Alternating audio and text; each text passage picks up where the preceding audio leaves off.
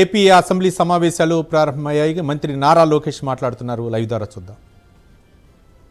ఎందుకంటే 2024 ఎన్నికల ముందల Telugu Desam party, Janasena party, Bharatiya Janata party 3 పార్టీలు కలిసికట్టుగా ప్రజలకి హామీ ఇస్తాం జరిగింది. ప్రతి ఏటా డిఎస్సి చేస్తాం, మొదటిది మెగా డిఎస్సి చేస్తామని ఆనాడు హామీ ఇస్తాం జరిగింది అధ్యక్ష. దాంట్లో భాగంగా అధ్యక్ష ఒక్కసారి మనం చూస్తే 2025 డిఎస్సి 16,347 పోస్టులతో మనం డిఎస్సి చేస్తాం జరిగింది అధ్యక్ష. దాంట్లో సుమారుగా 3,36,300 మంది అభ్యర్థులు దీనికి అప్లై చేస్తాం జరిగింది అధ్యక్ష. అధ్యక్ష ఈ మొత్తం ప్రక్రియ కూడా 148 రోజుల్లో పూర్తి చేస్తాం జరిగింది అధ్యక్ష. ఇది బ్రీఫ్గా డిఎస్సి గురించి అధ్యక్ష. డీటెయిల్స్కి వెళ్లే ముందు అధ్యక్ష ఒకసారి కానీ మనం గౌరవ సభ్యులందరూ విషయం గమనించాలి అధ్యక్ష. ప్రభుత్వ పాఠశాలలో, ప్రభుత్వ సిస్టంలో మనం ఒకసారి చూస్తే తెలుగుదేశం పార్టీ ఆవిర్భావం నుంచి అనేక సంస్కరణ తీసుకొచ్చాం అధ్యక్ష. అన్నగారి నాయకత్వంలో 1983లోనే మధ్యాహ్న భోజనం పథకం మనం తీసుకొచ్చాం అధ్యక్ష. అంతేకాకుండా ఈరోజు పొద్దున గౌరవ సభ్యులందరూ కూడా మాట్లాడారు. అయ్యన పాత్రుడు గారు కూడా చెప్పారు అధ్యక్ష, బీసీ సోదరుల కోసం ప్రత్యేక రెసిడెన్షియల్ స్కూల్స్ కానివ్వండి, అటు ఎస్సీ సోదరులకి ప్రత్యేక రెసిడెన్షియల్ స్కూల్స్ కానివ్వండి ఏర్పాటు చేసింది అన్న ఎన్టీఆర్ అధ్యక్ష. అంతేకాకుండా మహిళల కోసం ప్రత్యేకంగా తిరుపతిలో పద్మావతి విశ్వవిద్యాలయం కూడా ఏర్పాటు చేసిన జరిగింది అధ్యక్ష. దాని తర్వాత అధ్యక్ష గౌరవ ముఖ్యమంత్రి చంద్రబాబు నాయుడు గారు ప్రత్యేకంగా ప్రభుత్వ పాఠశాలను బలోపేతం చేయాలంటే తప్పనిసరిగా మనము టీచర్ రిక్రూట్మెంట్ చేయాలి. టీచర్ నియామకం కానివ్వండి, టీచర్ ట్రాన్స్ఫర్ కానివ్వండి కేవలం గతంలో జెడ్పీ చైర్మన్ చేతుల్లో ఉండేది అధ్యక్ష. సో జెడ్పీ చైర్మన్ సింపుల్గా ఏం రాస్తే ట్రాన్స్ఫర్ అలా జరిగేది అధ్యక్ష. ఇట్లా ఉండకూడదు, పారదర్శకంగా ఉండాలని గౌరవ ముఖ్యమంత్రి గారు పంచాయతీరాజ్ వ్యవస్థలో ఉన్న టీచర్లందరినీ గవర్నమెంట్ సిస్టంలోకి తీసుకొచ్చి ఎప్పుడు లేని విధంగా పకడ్బందీగా చేస్తాం జరిగింది అధ్యక్ష. అంతేకాకుండా ప్రత్యేకంగా మహిళలకి 33% రిజర్వేషన్ డిఎస్సిలో తీసుకొచ్చిన ఘనత తెలుగుదేశం పార్టీ అధ్యక్ష. కౌన్సిలింగ్ విధానం తీసుకొచ్చే అధ్యక్ష మీరు చూస్తే టీచర్ ట్రాన్స్ఫర్స్ కూడా ఆనాడు పారదర్శకంగా మనం చేసాం అధ్యక్ష. దాంట్లో పాటు అధ్యక్ష మీరు చూస్తే 94 నుంచి డిఎస్సి విధానం తీసుకొచ్చాం. అప్పటి నుంచి 2019 వరకు మీరు చూస్తే అధ్యక్ష ఒక తెలుగుదేశం పార్టీ హయాంలోనే 1,80,000 మంది టీచర్ని నియామకం చేశాం అధ్యక్ష. అది ప్రభుత్వ పాఠశాలల పట్ల మాకున్న చిత్తశుద్ధి అధ్యక్ష. కానీ అధ్యక్ష 2019లో ఏం జరిగిందో గౌరవ సభ్యులందరూ కూడా తెలుసుకోవాల్సిన అవసరం ఉంది అధ్యక్ష. అధ్యక్ష 2019 నుంచి 24 వరకు ఒక్క టీచర్ రిక్రూట్మెంట్ జరగలేదు. అంతేకాకుండా అధ్యక్ష 12 లక్షల మంది పిల్లలు ప్రభుత్వ పాఠశాలలకి దూరమయ్యారు అధ్యక్ష. ఆనాడు పెద్ద పెద్ద మాటలు మాట్లాడారు అధ్యక్ష. డీటెయిల్స్లోకి వెళ్తే 12 లక్షల మంది పిల్లలు ప్రభుత్వ పాఠశాలల నుంచి ప్రైవేట్ పాఠశాలలకు వెళ్ళిపోయారు అధ్యక్ష. అధ్యక్ష ఉపాధ్యాయులు అనేది మనం అందరం గౌరవించాలి అధ్యక్ష. ఉపాధ్యాయుల్ని ఈరోజు కూటమి ప్రభుత్వం ఒక సింగపూర్కి, ఫిన్లాండ్కి ట్రైనింగ్ పంపిస్తే అధ్యక్ష గత ప్రభుత్వం ఏం చేసింది అధ్యక్ష, టీచర్ని ఏకంగా వైన్ షాపుల ముందల పెడతాం జరిగింది అధ్యక్ష టీచర్. ఇది మీడియాలో వచ్చింది, నేషనల్ మీడియాలో వచ్చిన ఆర్టికల్ని నేను ఈరోజు గౌరవ సభ్యులందరికీ చూపిస్తున్నాను అధ్యక్ష. ఆ రోజు మనందరం చూసాం వైన్ షాపుల ముందల ఎట్లా ఉపాధ్యాయుల్ని నుంచోబెట్టారు అధ్యక్ష.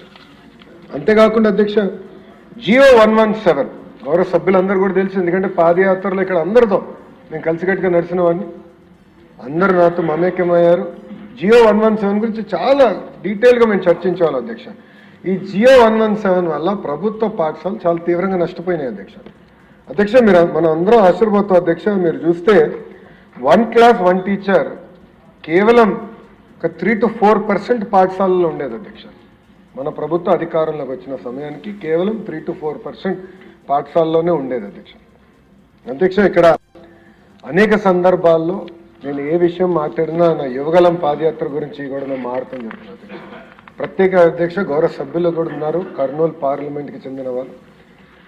నాకు ఇప్పుడు కూడా గుర్తుంది అధ్యక్ష, పాదయాత్ర చేసినప్పుడు ప్రత్యేకంగా ఆలూరు కానివ్వండి, ఆదోని కానివ్వండి, మంత్రాలయం ఆ ప్రాంతంలో చేసినప్పుడు అధ్యక్ష వందల కొద్ది వాహనాలు బొలేరోలో మహిళలు కింద ఉండేవారు, బల్ల పైన మగవాళ్ళు ఉండి వలసలుగా గుంటూరుకు వచ్చేవారు అధ్యక్ష. అంటే టీచర్లు లేరు, పిల్లలు చదువు పంపించినా టీచర్ లేని పరిస్థితి, వాళ్ళు నేర్చుకోలేని పరిస్థితి, దానివల్ల నిరుద్యోగ ఇబ్బంది, చివరికి ఉద్యోగ ఉపాధి అవకాశాలు రాక వలసలుగా వచ్చి గుంటూరులో పనిచేసి 3 నెలలు 4 నెలలు పనిచేసి మళ్ళీ తిరిగి కర్నూలుకి వచ్చేవారు అధ్యక్ష. అది నేను కల్లారా చూశాను అధ్యక్ష. ఆనాడు నేను నిర్ణయించుకున్నాను అధ్యక్ష, మెగా డిఎస్సి ఏర్పాటు చేయాలి, ప్రత్యేకంగా కర్నూలు జిల్లాకి, కర్నూలు పార్లమెంట్కి అవసరమైన టీచర్ని కేటాయించాలని ఆనాడు నిర్ణయించాను అధ్యక్ష. గర్వంగా చెప్తున్నాను, సుమారుగా 10% మంది రిక్రూట్ అయిన టీచర్లు ఒక కర్నూలు జిల్లాకే వచ్చాం అధ్యక్ష. 10% వెళ్ళారు అధ్యక్ష. అయినా ఇంకా సరిపోదు అధ్యక్ష, నెక్స్ట్ రౌండ్లో కూడా ఇప్పుడు జరుగుతున్న డిఎస్సి నియామకంలో కూడా చేస్తున్నాం అధ్యక్ష.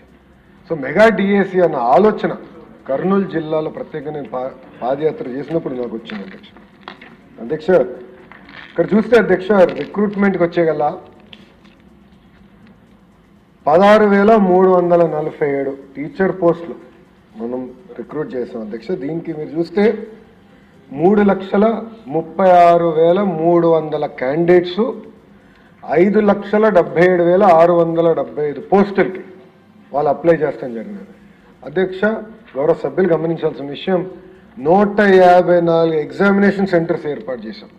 ఆ డీటెయిల్స్ కూడా వస్తాను అధ్యక్ష. దాంట్లో 19 అవుట్ ఆఫ్ స్టేట్ సెంటర్స్లో కూడా ఏర్పాటు చేస్తాం జరిగింది అధ్యక్ష. 42,000 ప్రశ్నలు, క్వశ్చన్ బ్యాంక్ 42,000 క్వశ్చన్స్ తయారు చేశాం అధ్యక్ష 13 సబ్జెక్ట్స్కి. అంతేకాకుండా అధ్యక్ష మీరు చూస్తే ఈ ప్రక్రియ మొత్తం పూర్తి చేసి 148 రోజుల్లో పూర్తి చేసి 15,941 మంది టీచర్లకి ఒక పెద్ద కార్యక్రమం పెట్టి గౌరవ ముఖ్యమంత్రి గారి నాయకత్వంలో వాళ్ళకి ఆర్డర్స్ ఇచ్చిన ఘనత ఒక కూటమి ప్రభుత్వానికి అధ్యక్ష. టెస్ట్ చూస్తే అధ్యక్ష 24 రోజుల్లో 89 టెస్ట్ సెషన్స్ నిర్వహించాం అధ్యక్ష. అధ్యక్ష మాకు అనేక క్వైరీస్ కూడా వచ్చినాయి అధ్యక్ష, ఎందుకంటే మేము ఒక రిడ్రెసల్ మెకానిజం కూడా ఏర్పాటు చేసుకుని ప్రత్యేకంగా టెట్ పైన కానీ డిఎస్సి పైన కానీ అభ్యర్థులకి ఏమైనా ప్రశ్నలు ఉంటే దానికి సమాధానం చెప్పేదానికి ప్రత్యేకంగా ఒక సెల్ ఏర్పాటు చేసి సుమారుగా 33,830 ప్రశ్నకు సమాధానం చెప్పాం అధ్యక్ష. అది క్వైరీస్. గ్రీవెన్సెస్ 11,135 గ్రీవెన్సెస్ వస్తే అది వేరియస్ లెవెల్లో మేము రివ్యూ చేసి అది డిస్పోజ్ చేస్తాం కూడా జరిగింది అధ్యక్ష.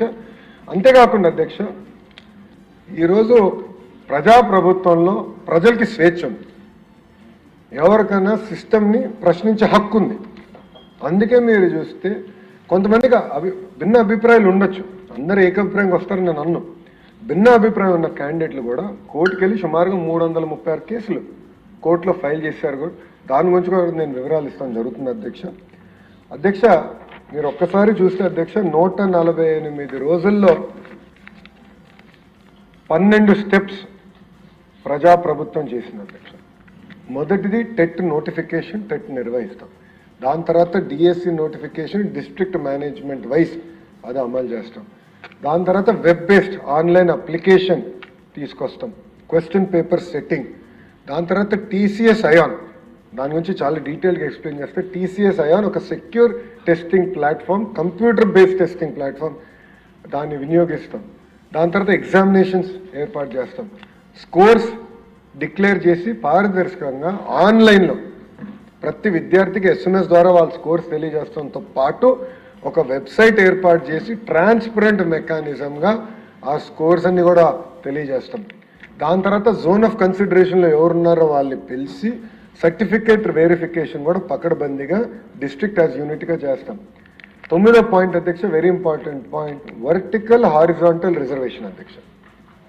అధ్యక్ష గతంలో డిఎస్సీలు ఎందుకు నిలబడలేదంటే కోర్టు చాలా స్పష్టంగా వర్టికల్ అండ్ హారిజాంటల్ రిజర్వేషన్ చెయ్యాలి అని చాలా స్పష్టంగా చెప్పింది. దానికి తగిన జడ్జిమెంట్లు కూడా ఉన్నాయి. ఫస్ట్ టైం అధ్యక్ష నాకు తెలిసినంత వరకు భారతదేశ చరిత్రలో వర్టికల్ హారిజాంటల్ రిజర్వేషన్స్ డిఎస్సిలో నిర్వహించిన ఏకైక ప్రభుత్వం ఎన్డీఏ ప్రభుత్వం అధ్యక్ష. పకడ్బందీగా నిర్వహించాం అది.